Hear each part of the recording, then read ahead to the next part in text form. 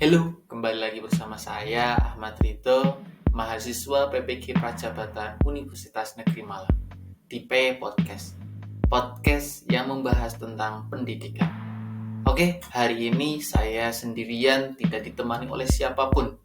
Saya kali ini akan membahas tentang pertanyaan-pertanyaan seputar sejarah pendidikan di Indonesia. Tidak terlalu lama, kita mulai saja dari pertanyaan yang pertama. 1. Bagaimanakah perjalanan pendidikan di Indonesia sebelum merdeka? Perjalanan pendidikan Indonesia dimulai pada tahun 1854. Beberapa bupati atau petinggi negara mendirikan sekolah kabupaten yang dikhususkan untuk calon pegawai yang bertujuan untuk keperluan pemerintah. Pada tahun yang sama dibangunlah Sekolah Bumi Putra yang hanya memiliki 3 kelas dan hanya mengajarkan menulis, membaca, dan menghitung. Pada tahun 1920, lahirlah cita-cita baru yang mengusul dari pemikiran gabungan kesadaran kultur dan kebangkitan politik gerakan transformasi untuk perkembangan pendidikan di Indonesia.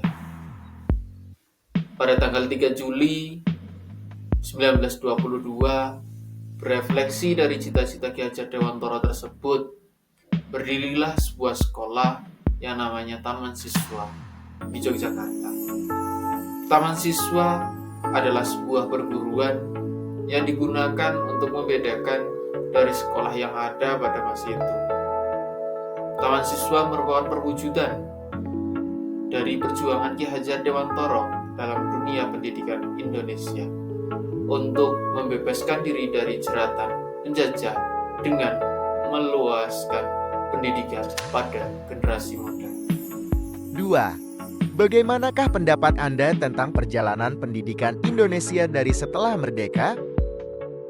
Perjalanan pendidikan Indonesia tidaklah mudah.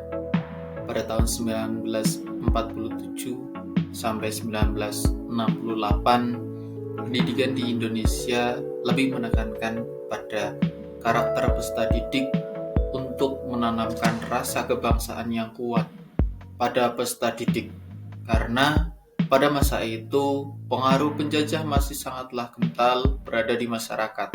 Sama halnya pada tahun 1968 sampai 1975, tujuan pendidikan Indonesia masih ditekankan pada upaya untuk membentuk manusia Pancasila sejati, namun ditambah dengan aspek kuat, sehat jasmani, moral, budi pekerti, dan keyakinan beragama. Pada tahun 1975 sampai 1994, pemerintah lebih menekankan pada pembelajaran yang efektif dan efisien, serta lebih concern pada peserta didik. Pada tahun ini, peserta didik tidak lagi ditempatkan sebagai objek dalam pembelajaran, tetapi sudah ditempatkan sebagai objek pembelajaran. Dan itu sejalan dengan sistem Amung dari Ki Hajar Dewantara. Peserta didik sebagai pusat pendidikan. Pada tahun 1994 sampai 2004 merupakan penyempurnaan dari kurikulum sebelumnya dengan memberi banyaknya penambahan pembelajaran, terutama pembelajaran muatan lokal, sehingga diharapkan peserta didik lebih memahami budayanya. Pada tahun 2004 sampai 2013, pendidikan Indonesia menggunakan pendekatan kontekstual, pendekatan keterampilan, integrasi mata pelajaran, penekanan pada pembentukan karakter siswa, mendorong pembelajaran aktif, dan pengembangan sikap ilmiah. Selanjutnya pada tahun 2013 sampai 2019, pendidikan Indonesia masih berbasis pada kompetensi, pendekatan saintifik, pembelajaran tematik, pembelajaran karakter, pembelajaran inklusi, dan ada penambahan yaitu penggunaan TIK atau Teknologi Informasi dan Komunikasi. Pembelajaran aktif, penilaian formatif, dan peningkatan kreativitas. Pada tahun 2019 sampai sekarang merupakan penyempurnaan kurikulum-kurikulum sebelumnya dengan lebih bersifat fleksibel. Pendidikan, karakter, dan soft skill merupakan concern dari pendidikan di Indonesia. Dari apa yang tadi saya sampaikan, saya dapat menarik kesimpulan bahwa pendidikan di Indonesia semakin baik dari tahun ke tahun.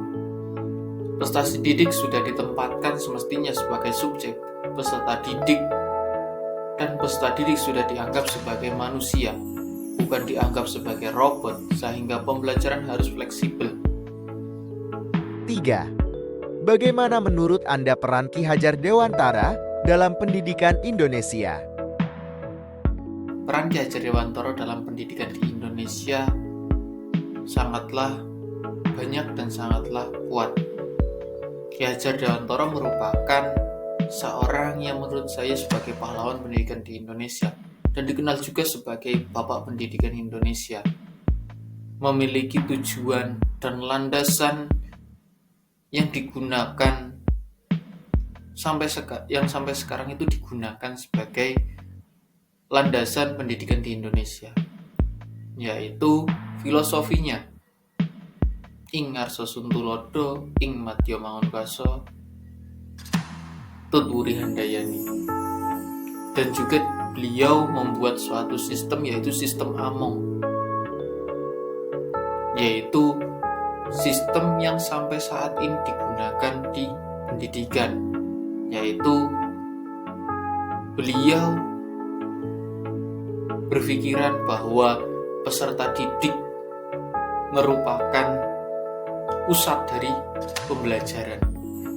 Jadi bukan guru lagi yang menjadi pusat dari pembelajaran, namun peserta didik sendiri yang menjadi pusat dari pembelajaran.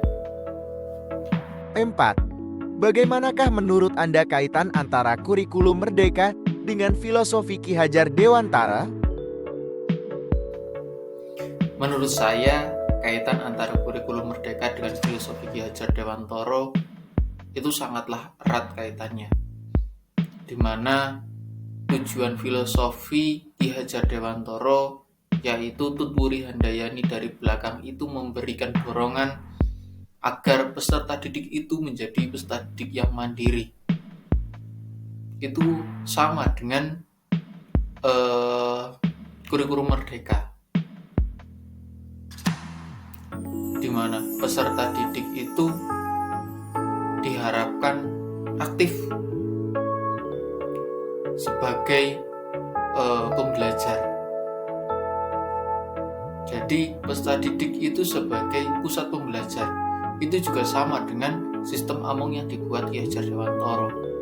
Jadi seperti itu. Menurut saya kurikulum Merdeka itu manifestasi dari pemikiran-pemikiran Ki Hajar Dewantara pada waktu itu. Beliau ingin peserta didik itu mandiri. Di kurikulum Merdeka direalisasikan, di mana di kurikulum Merdeka itu peserta didik itu sebagai pusat pendidikan. Jadi bukan guru lagi yang menjadi pusat pendidikan, atau yang dapat merubah peserta didik itu bukan guru, tetapi peserta didiknya itu sendiri yang dapat merubahnya.